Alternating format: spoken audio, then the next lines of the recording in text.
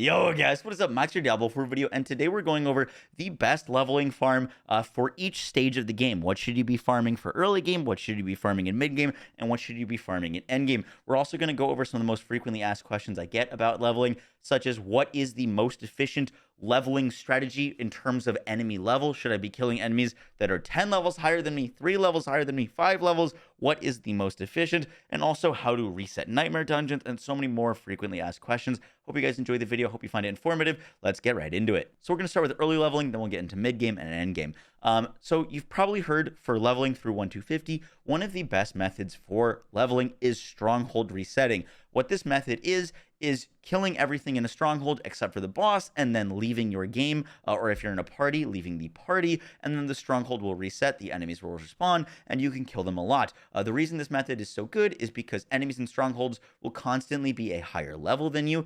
They are going to scale as a higher level always, and what this allows you to do is take advantage of an XP multiplier and also kill enemies in tight corridors with a lot of elites. The two best strongholds to do for this are the Core Dragon stronghold in Kiovashad and the Temple of Rot stronghold. These are just really great because there's a lot of elites, there's great density, and you can do it with a group or you can do it solo. They're very, very efficient. Up until that point, it's great to do world activities, your seasonal quest, just getting some aspects in dungeons so that you can get your codex filled out with the aspects that you need. But the one method that I think a lot of people are sleeping on that I don't hear anyone talking about is Tree of Whisper caches. Tree of Whisper caches are really strong for leveling 1 to 50. The reason I know this is because my friend and I had a race. I played Druid at the start of Season 1, and he played Druid at the start of Season 1. I only leveled through Stronghold resetting, and he only leveled through doing dungeons for Tree of Whisper caches. These were just buffed tremendously. They now give you a ton of experience, and we got to level 50 at the exact same time. Genuinely, we leveled at the exact same time. So I think a lot of people are sleeping on these Tree of Whisper caches. I do think that the Stronghold method, when you're doing it efficiently, is probably a little bit better, but do not sleep on Tree of Whisper caches for early game leveling. I don't hear anyone talking about it, and my friend and I leveled at 250 at the exact same speed when rocking these. Not only are you going to be getting renown when you're doing Tree of Whisper dungeons, you're also going to be getting a lot of codex aspects, versus if you're doing Stronghold resetting, you're not getting any of that. You're not getting any world progress for the season. So I really think both are good, and I definitely would not sleep on the Tree of Whispers farm early game. Now, when it comes to World Tier 3 leveling, at this point, Nightmare Dungeons aren't very efficient. You're going to want to do your first Nightmare Dungeons 1 through 3 to unlock the ability to craft sigils, but actually running Nightmare Dungeons at World Tier 3 isn't very worth, because you're not going to get a lot of Sigil XP. You will get some solid Sacred gear, so it's solid for that, but it is not the most efficient use of your time when you're in World Tier 3. Now, the big focus on World Tier 3 is getting ready for the World Tier 4 capstone.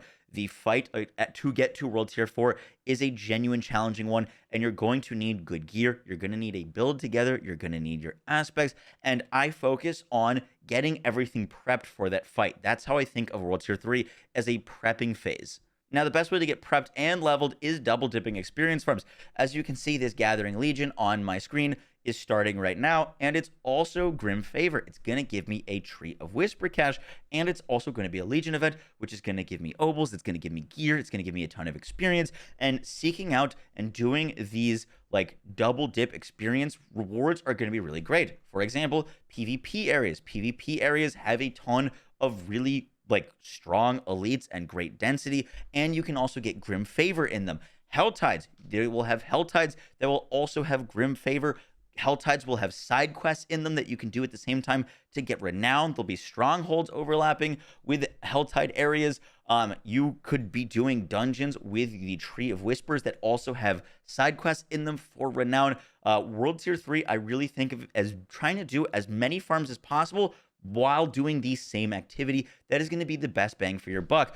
You could just run Whisper caches. If you're running with a friend, you can both do one of the Whisper dungeons. You'll get the Whisper progress for doing both of them, even if you're not actually doing one of the dungeons.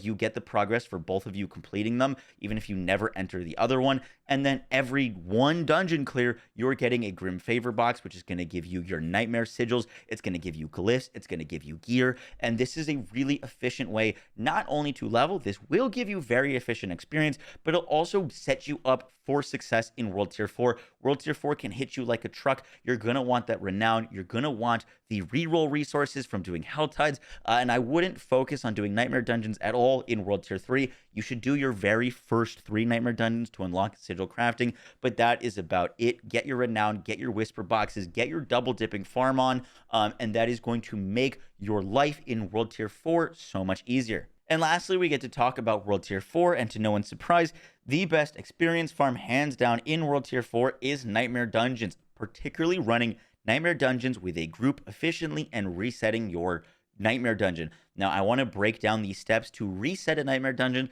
so that you can run the same one basically infinitely. So how do you reset a Nightmare Dungeon, and what does that mean? Now, I thought this was kind of common knowledge at this point. However, every time I do it on stream, someone always asks, how'd you do that? How are you doing the same dungeon over and over again? And it's really, really efficient to do. So I want to break it down in some simple steps. So to start us off, someone in your group needs to start a Nightmare Sigil. You can start it solo if you would like. You need to start a Nightmare Dungeon and then go into the Nightmare Dungeon. Once you are in the Nightmare Dungeon, this is where you need a second player. You can still do the dungeon totally solo, but you need a second player in order to basically not share the dungeon. And what I mean by this is the way that this like infinite repeating of a single Nightmare Dungeon works is you want to choose the option to not share your world progress when someone passes you host. So I'm going to show you the steps. So I'm just going to give Karma the leader. He is now leader of the party, and now he's going to pass me leader. Once he passes me leader, I can show you how this works. So there is the leader pass. It says, would you like to return to your own world state? You can always do this later from the journal. No, we would not like to return to our world state. What this allows us to do is now I am host of the dungeon, but I am not in my own world state, meaning that when I complete this dungeon, it is not going to save because this dungeon isn't in my world state, but it saves me as being the owner of this dungeon. So we can complete the dungeon and then we turn in the sigil, and then whoever is going to be the host, whoever chose not to share their world stage, is then going to leave the party. I'm going to leave the party. That's going to kick me out of the dungeon. So now I'm gone. And then I could do the dungeon again. Now, you would want to leave the dungeon after actually completing it, but now that you can see, I have the dungeon completely fresh. Obviously, we hadn't started that one yet, but now this dungeon is mine, and if I wanted to run this, I could run it all the way almost to the end, and then invite someone, and then pass host and pass it back, or just pass them host and they decline. Whoever is the host of the game and whoever chooses to decline needs to be the one that leaves the party. You need to leave the party. Don't leave the game. Don't teleport to town. Just leave the party and you should be good. The reason that this is so effective is because not all Nightmare Dungeons are created equal. If you find a very good Nightmare Sigil, it's really efficient to run that perfect one over and over again. For example, you can find a Nightmare Sigil with increased gold find or increased rare item find. And if you find that on top of the best XP farms of sigils that we're about to talk about, then you have hit the jackpot.